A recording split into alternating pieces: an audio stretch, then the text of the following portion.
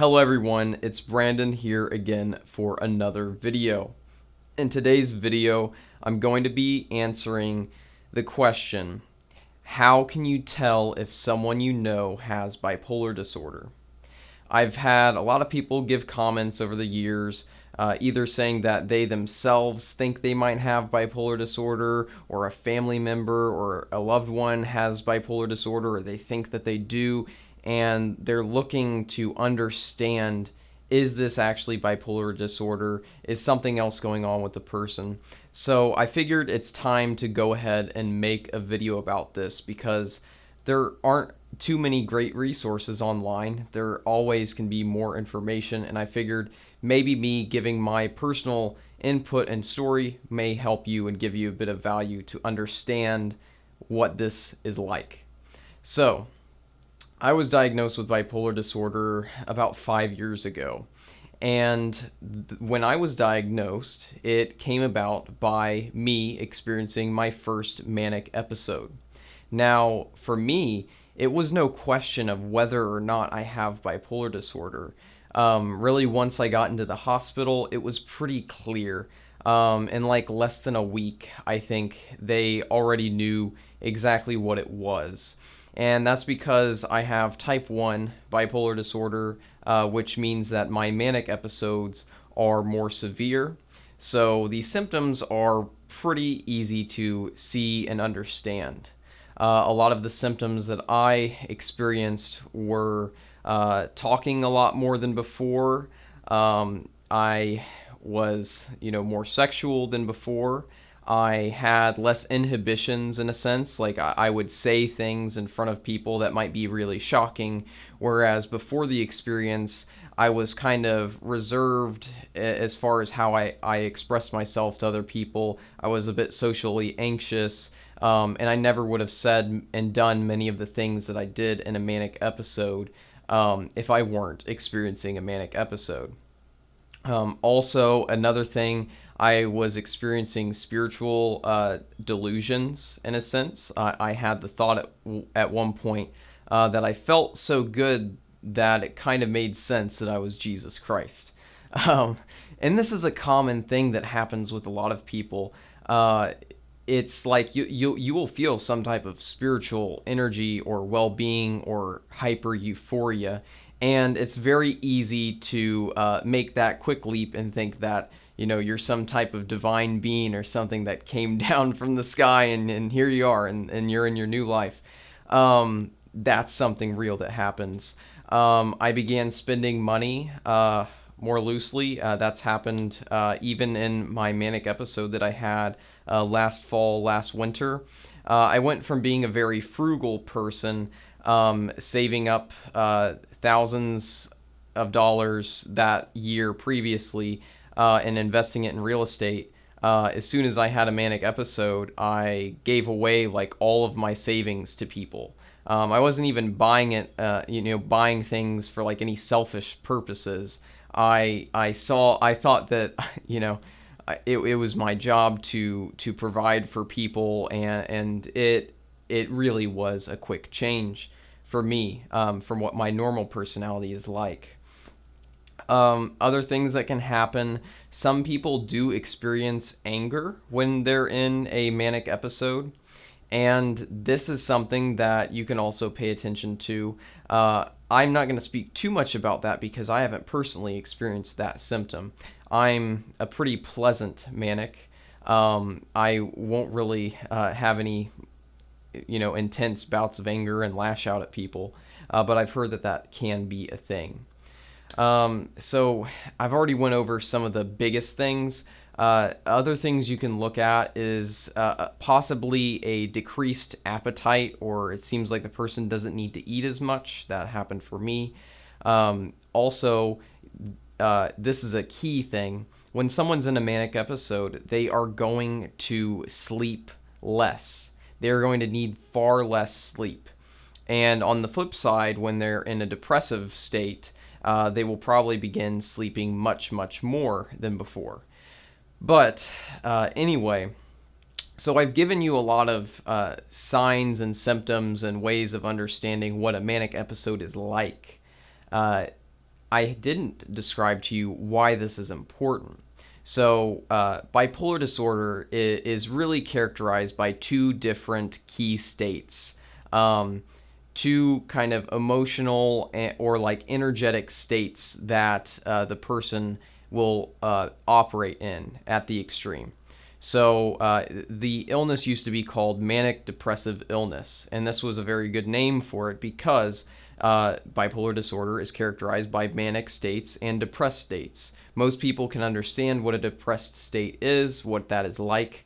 A manic state, I've just described some of it to you now, and I have plenty more videos about mania. Go ahead and check those out if you're still not really understanding exactly what it's like. But the important thing is that doctors use mania as the main thing to diagnose bipolar disorder. If there's not mania, it's really hard to give a sure diagnosis that someone has bipolar disorder, because many people can experience depression even if they don't have mental illness. That could be something brought about by maybe a few negative life events that are really big life events happening all at once. That could make a person with normal brain chemistry, normal, no genetic factors for mental illness or anything like that. That could still put someone into depression. But you can't put someone in mania. It's not the same. Mania is something that's really only seen in a few mental health diagnoses and a few illnesses. It only really exists there, and it can sometimes, I've heard, be brought about by taking certain drugs, or it can trigger something in someone, like almost trigger a genetic component that was already there. So let's say that I was my age now and I hadn't gone through a manic episode 5 years ago, but I took methamphetamine at a high dose. That could very well bring out bipolar disorder that was already in me. It just hadn't manifested in a manic episode yet.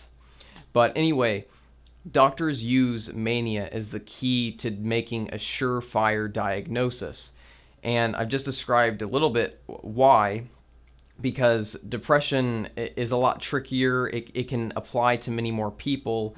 And just because someone's acting abnormal, or they have mood swings, or they seem chaotic, or whatever, that's not enough to say that someone has bipolar disorder.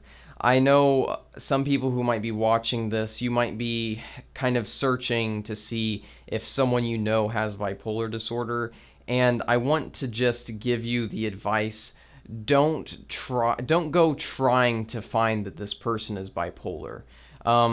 Rather, just try to understand what's happening. I understand you probably are doing your best to do that, but you can't diagnose someone if you're not an expert. You can't give an accurate diagnosis.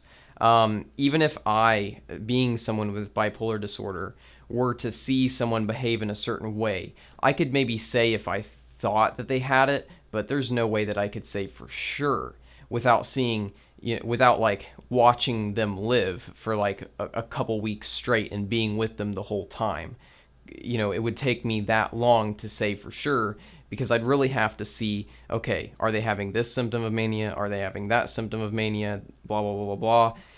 Have they had depression in the past? It really is a pretty in-depth thing when you're making a long-term diagnosis like this, because bipolar disorder doesn't just go away. It is something that people live with for life, and you don't want to give someone a wrong diagnosis, because for obvious reasons, with bipolar disorder being a very serious mental health illness, it can have negative effects if you were to give a false diagnosis. For example, if you gave someone a false diagnosis, they can't join the military in many cases.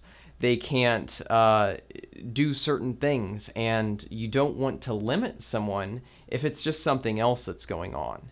Bipolar disorder, like I said, is a very serious illness. It can be managed very well if you do the right things, if you take medication, if you go to therapy, if that's necessary for you.